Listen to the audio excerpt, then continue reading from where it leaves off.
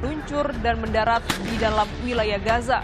Israel mengklaim mencegat 90% roket dalam serangan itu.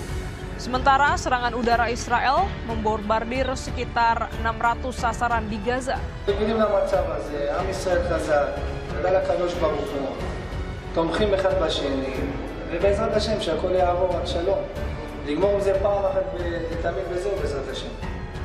Kardeşlerim, Ramazan ayının son günlerine yaklaşırken ilk kıblemiz, 3 dinin kutsal şehri Kudüs'ten hem üzüntümüzü hem öfkemizi artıran haberler alıyoruz.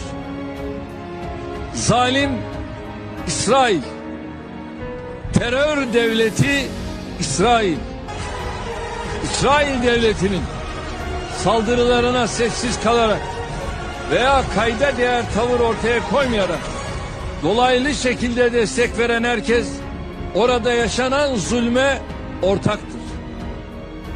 Tüm halkı Müslüman olan ülkelere sesleniyorum. Bir olma zamanında, beraber olma zamanında İsrail'in insanlığın ortak kurumlarının kararlarına, temel insan haklarına, uluslararası hukuka ve insana dair her türlü değere aykırı bu eylemleri derhal durdurmaları konusunda terhadap warga sipil Palestina di wilayah Al-Aqsa yang mengakibatkan ratusan korban luka-luka.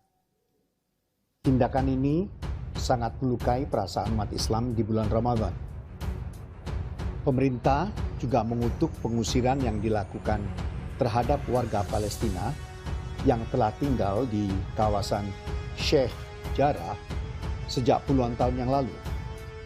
Tindakan ini merupakan pelanggaran terhadap berbagai resolusi Dewan Keamanan yang mengutuk tindakan pendudukan Israel. Indonesia juga mengusulkan agar OKI dan GNB dapat segera melakukan pertemuan khusus untuk membahas masalah ini. Indonesia juga terus mendesak agar Dewan Keamanan PBB dapat mengambil langkah nyata, menghentikan seluruh kekerasan dan menghadirkan keadilan dan perlindungan bagi Palestina.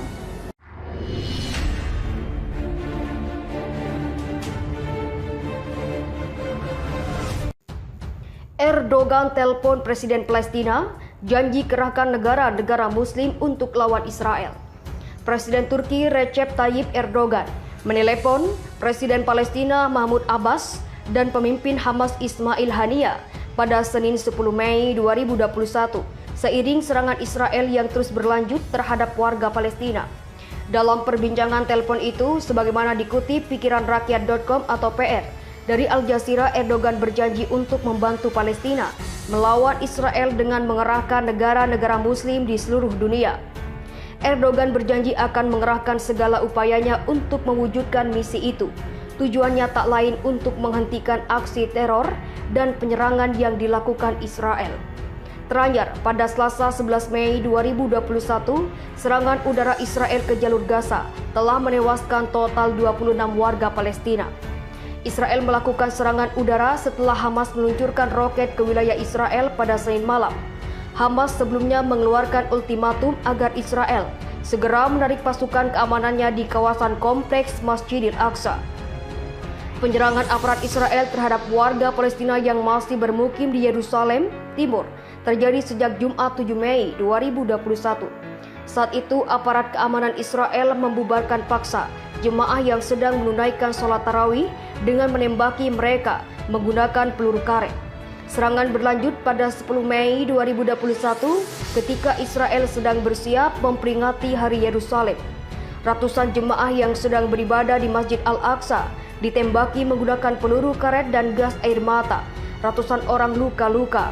Penyerangan aparat keamanan Israel adalah bagian dari upaya penggusuran paksa warga Palestina di Yerusalem, seiring klaim Israel bahwa seluruh kawasan Yerusalem adalah ibu kotanya. Kedutaan besar yang diduduki oleh pemukim Israel Palestina meminta pemerintah Indonesia dan masyarakat internasional untuk melakukan intervensi dan mencegah terjadinya pelanggaran hak asasi manusia oleh Israel tersebut.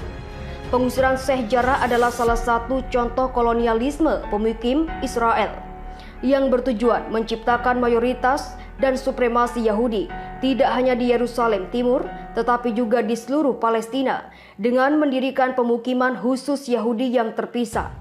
Demikian disampaikan Kedutaan Besar Palestina dalam pernyataannya Senin 10 Mei 2021.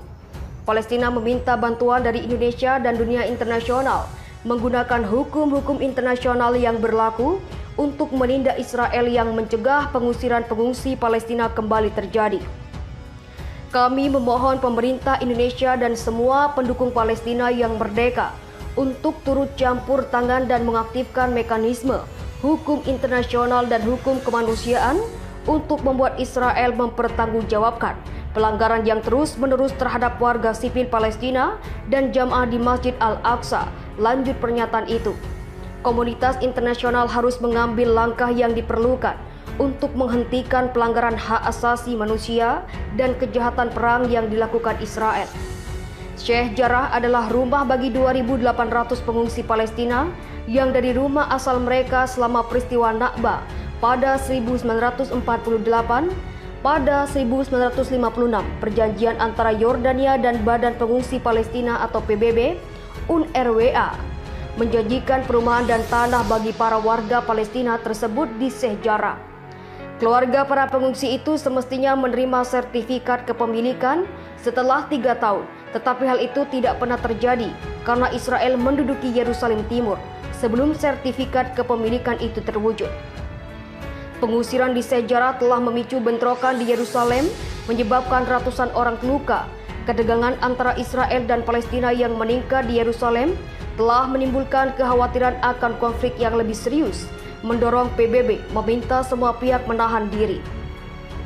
Di San Francisco, Vika Ratanapakde, perempuan asal Thailand, berusia 84 tahun, meninggal dunia pada 31 Januari lalu setelah seorang penyerang berlari ke arahnya dan memukulnya sehingga jatuh ke trotoar. Keesokan harinya, di kawasan Chinatown di Oakland, seorang laki-laki berusia 91 tahun didorong hingga jatuh oleh seorang penyerang yang kini menghadapi 3 tuduhan serangan berbeda. Eddie Zhang, pendiri New Bread Foundation, mengatakan hal terburuk yang dilakukan satu pihak terhadap pihak lain adalah mengadu domba satu sama lain. Kita juga perlu meminta pertanggungjawaban sistem dan pemerintah terhadap kegagalan mereka menangani supremasi kulit putih dan rasisme sistemik yang terus melanggengkan anti warga kulit hitam dan anti Asia dan menggunakan kami sebagai kendaraan. Tetapi benar-benar berupaya menciptakan peluang terjadinya keterlibatan dan pemulihan lintas budaya, ujarnya. Direktur SB Alliance for Sustainable Economy EBESI, Saabir Loket, mengatakan saat ini saudara-saudari dan tetangga kami yang berasal dari Asia mengalami kepedihan. Akar penyebab kejahatan dan aksi kekerasan ini sebenarnya karena kurangnya sumber daya. Demonstran di Chinatown mengatakan kebencian dan aksi kekerasan terhadap warga Asia telah terjadi selama beberapa bulan ini dan harus ditangani. Saya telah melihat semua hal yang terjadi di media sosial, serangan terhadap warga lansia, melihat mereka luka-luka, melihat mereka dirampok, sungguh menjijikkan melihat semua insiden ini. Saya jadi bertanya, mengapa tidak ada yang dilakukan untuk mengatasinya? Ujar aktivis komunitas Amerika keturunan Asia Jojo Au.